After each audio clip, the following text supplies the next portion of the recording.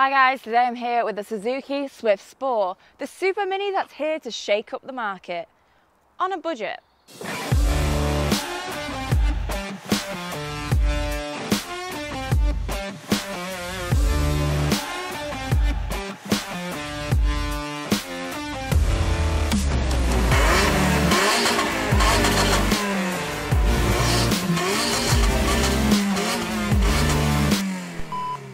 The Swift Sport has a 1.4 litre booster jet hybrid, meaning we get 129 PS, 235 Newton meters of torque, and with a car that only weighs just over a tonne, a 0 to 60 time of 8.1 seconds. The mild hybrid system has a 48 volt lithium ion battery, which gives us 13 extra PS and 53 Newton meters extra of torque, just for a little bit of a boost.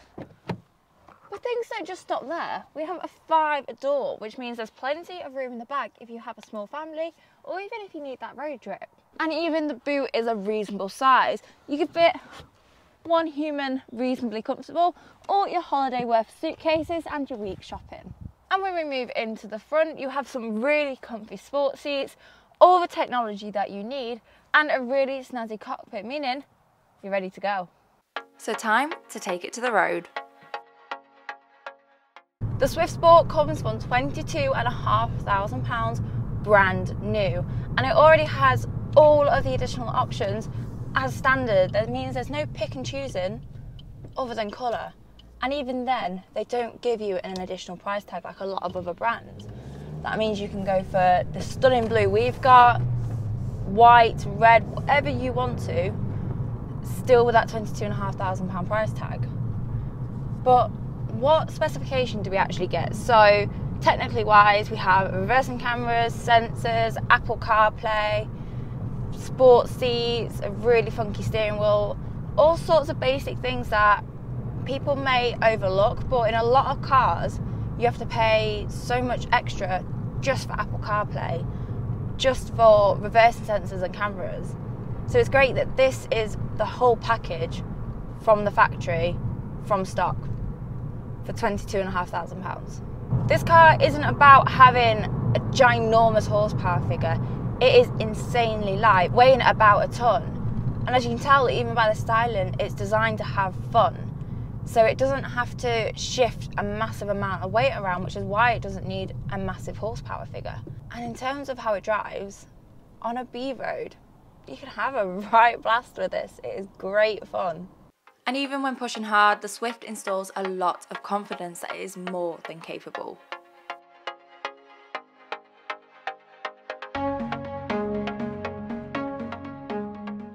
Like mentioned before, this is a mild hybrid system, and what it does, it gives you that little bit of a boost, clue in the name, booster jet.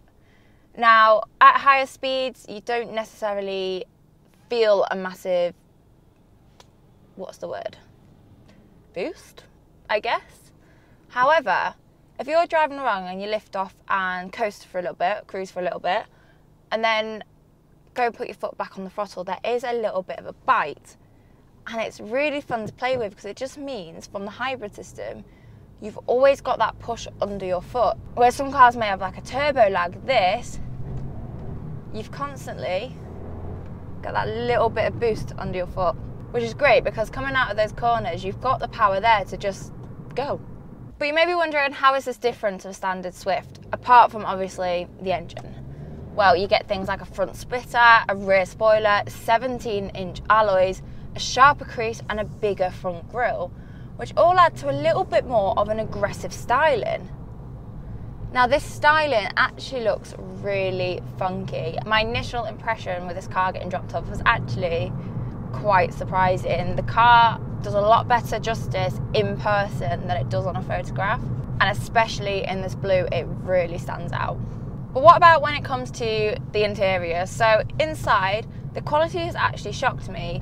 It's obviously not going to be as high up as your premium brands like Audi, BMW, but you're paying that price there. It's still got all the tech you need, and it's all super easy to use. The cruise control alone was so simple to work out, whereas some cars you can be there for ages trying to figure out how to press what. The seats themselves, having the extra sportiness is very supportive, And on a long journey, these are extra comfy, and I mean, you don't get any backache whatsoever. As well as with visibility, for such a small car, the windows feel massive, which means you can see everything you need to see, especially on something like a motorway where you want that extra visibility to ensure that you're manoeuvring safely. Yet, with it being so small, it means parking, not an issue. The biggest surprise I found is that we have a 6-speed manual over a 5. The gearbox itself is actually really easy to use, and when you are going for that more spirited drive, it slots into pace perfectly. There's none of this sort of fumbling around trying to find the right gear. But it also means that when you're cruising along, pop it into 6th gear and you can get over 50 miles to the gallon. That is crazy for a petrol sports car. And not to worry, even with a heavy foot like me, I got an average of 48 mpg over 400 miles. In terms of handling, the car is very nimble and feels really keen. It wants you to keep pushing.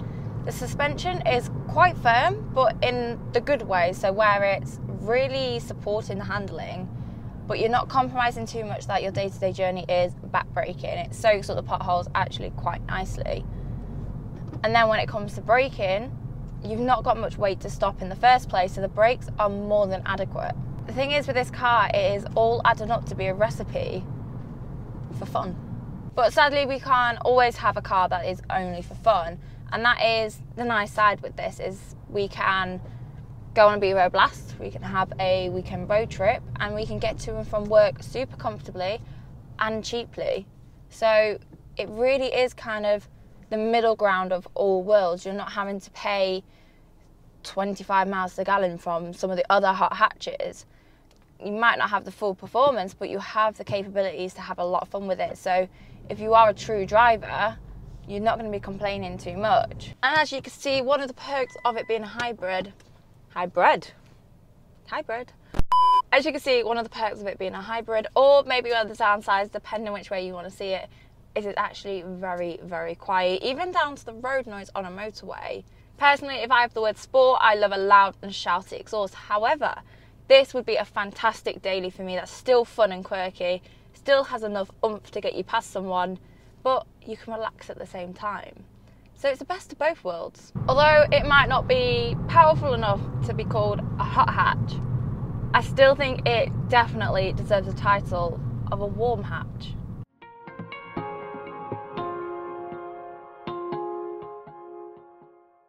So to conclude our review of the Suzuki Swift Sport Hybrid, it is a fantastic budget all-rounder that does the job for everything.